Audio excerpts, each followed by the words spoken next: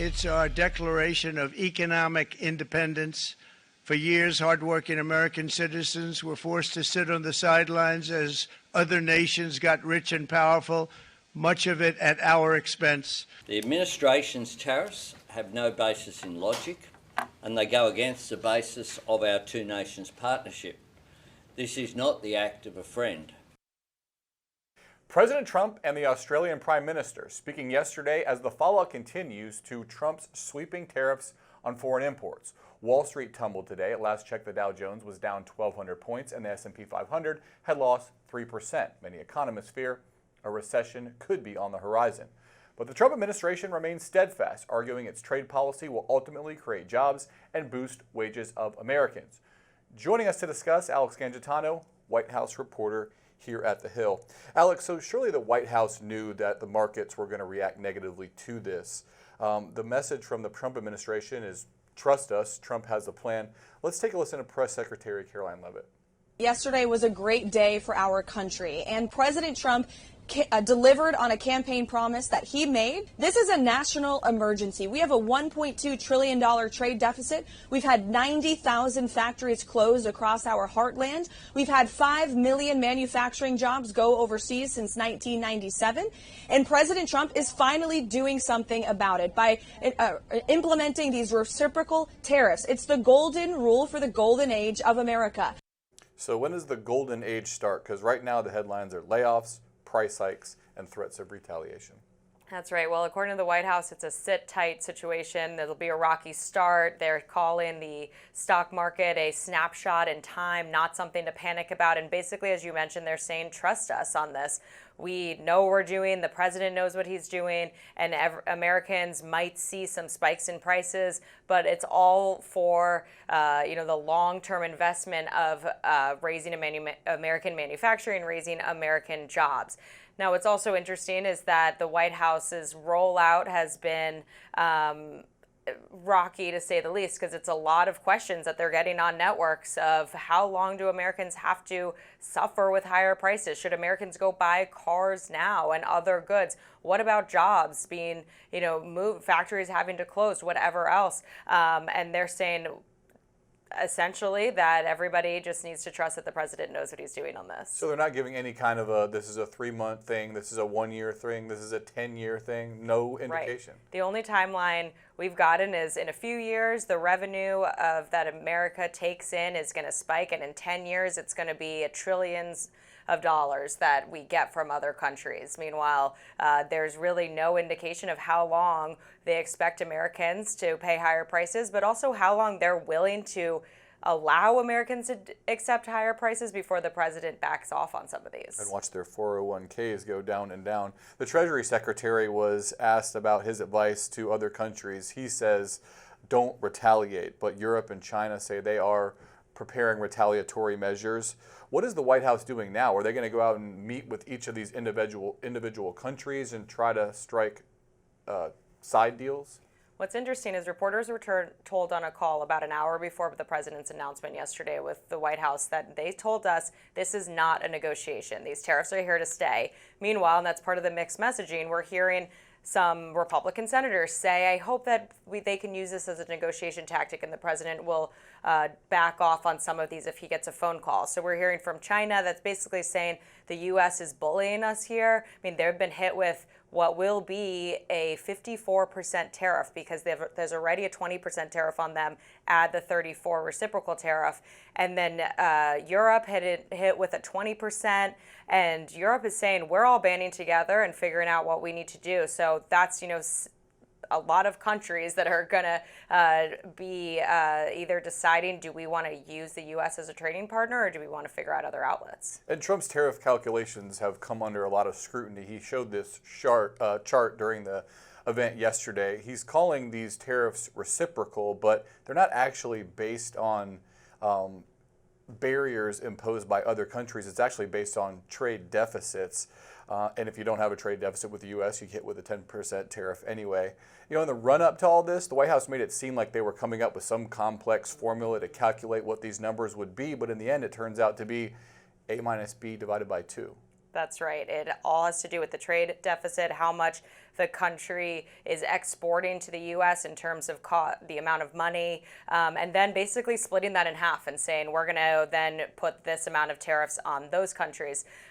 We heard on that call I referenced before the president's announcement that the fact that they were having that, they were deciding we're going to go lower than what the calculation said, is the president being lenient towards other countries. Meanwhile, though, we didn't know the calculation at the time, and now that we know that it all has to do with the trade deficit, as you mentioned, a lot of other countries are only getting 10% if we're not in a trade deficit with them. So I think there's a lot of questions about who came up with this calculation, why they settled on this kind of a calculation, and I'm sure lawmakers have the same kind of questions. The Heard Island and McDonald Islands in the sub-Antarctic Indian Ocean also got hit with tariffs. There's actually no people living on those islands. Lots of animals, though, and in Trump's defense, I've never seen any penguins drive an F-150. That's right. So those islands got 10% tariffs. There's no people, just penguins, some seals. This is remote, considered one of the most remote places on the planet. So a lot of questions there on why they made it on the list. And I think, Australia, they had a lot to say over why a territory would be, there's some of their territories also that have like 500 people population, 2,000 people population, why something like that is getting hit. So I think we're going to hear a lot on the global realm from leaders saying, why are you picking on these territories that either are actually uninhabited or have very, very low populations? What's been the reaction from Republicans? Are they going to stick with the president on this and kind of ride out the temporary pain for what Trump says will be long-term gain? Where they're going to get a lot of questions on Capitol Hill today from reporters. The Senate, they've been in a position that they've been supporting the president's nominees for his cabinet, even if they're a little controversial or concerned about them. They've been supporting what the president wants to do at the border. If anything, I think is going to make them push them over the edge and say, actually, I'm not supportive of this. I think it's going to be these tariffs. We were already hearing some saying, yeah, I'm looking at the stock market, and yes, I'm very concerned about it. And it also goes back to this idea of, are these for negotiation or not? And I think a lot of Republicans are saying, no, this is for negotiation, whereas the White House is doubling down and saying, we're not negotiating here. These are here to stay. And would seem to have to be one or the other. Also, Secretary of State Marco Rubio in Brussels today, talking with NATO allies. I'm sure those conversations are, interesting to say the least. We'll leave it at that. Alex Gangitano, thanks so much. Thank you. In a shocking revelation, the Trump administration has admitted that a Maryland man was accidentally sent to a prison in El Salvador. The mistake has sparked outrage and raised concerns about the Trump administration's deportation plans. Critics are now calling for outside oversight and promising to continue fighting against Trump's policy of moving migrants to overseas facilities. Joining us now to break all this down is the Hill's national security and legal affairs reporter, Rebecca Beitsch. Thanks so much for joining us, Rebecca. So this man, Kilmar Abrego Garcia, is a Salvadorian national, but was granted protection from being sent back to El Salvador by this immigration judge back in 2019. Now he's actually been sent by the Trump administration to El Salvador's terrorism confinement center. He's suing U.S. officials. Where does the suit stand? So this case is still very much in the early stages, but what's notable is not just that the Trump administration said that they made an error in deporting Abrego Garcia to this facility, but also that they said they're unsure that they're going to be able to get him back. In court filings, they said they would have to either entreat or even cajole a close ally in order to secure his return. Now, to be clear, that is exactly what his attorneys are asking them to do, to begin the work to coordinate with Salvadorian officials to secure his return. But the Trump administration has said that they believe that's going to be difficult. The Trump administration says Abrego Garcia is the only man sent to the prison in error, but attorneys for some of the other imprisoned men have said that they were falsely accused of gang ties based on their tattoos. What do we know about the others who were deported? So keep in mind, this is a group of over 200 people that have been sent there over various flights, and there are just so many stories that we could get into. But just a few of the cases that have really, popped up have been, there's one case of a Venezuelan man who is a gay makeup artist, and he has tattoos that are crowns above the words mom and dad. His friends have said those are a nod to the Three Kings Day celebration that his town in Venezuela is known for. But those are part of the basis that he was sent to this prison just a few days before he was set to appear in an immigration court. There's other men who were also sent to the facility that have tattoos that are references to soccer teams, or in one case, a man who has a tattoo that's a reference to autism. So those are some of the examples of the tattoos that were appearing on these immigration forms for these men that were sent to this Salvadoran prison.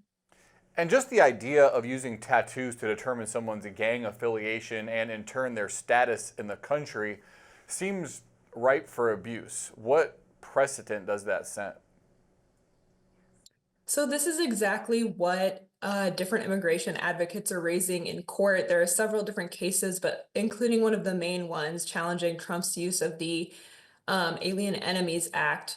What advocates are arguing is there is just not any due process here for these migrants. So they're being, labeled as gang members, they're facing these allegations, but they haven't had an opportunity to respond. And they're also saying the burden needs to be on the government to prove that these men are in fact members of gangs, as well as giving these migrants through their attorneys the opportunity to respond before they are shipped to this Salvadorian facility where the Trump administration has said they do believe they face obstacles to getting anyone's return. And critics are calling for more outside oversight into deportations to that facility in El Salvador. How likely is it that this will happen? Are there any plans in motion now? So critics would argue that immigration authorities already allow for this type of review. If you go through the standard process of having someone appear before an immigration court judge, they would review the allegations and then the migrant would have an opportunity to respond. I think what we've seen so far is even beyond this initial set of flights that are being challenged, the Trump administration has sent some additional men to this Salvadorian prison, not through the Alien Enemies Act, but through another authority. And so that would indicate to me that more people could be sent to this prison even while these court cases are ongoing. Definitely cases that we will want to continue following. Thanks for your insight, Rebecca Beitsch. Thanks. That's today's Daily Debrief. I'm Drew Petrimoulx. Be sure to like, share, and subscribe to the Hill's YouTube channel. And come back here soon for the intersection between politics and policy.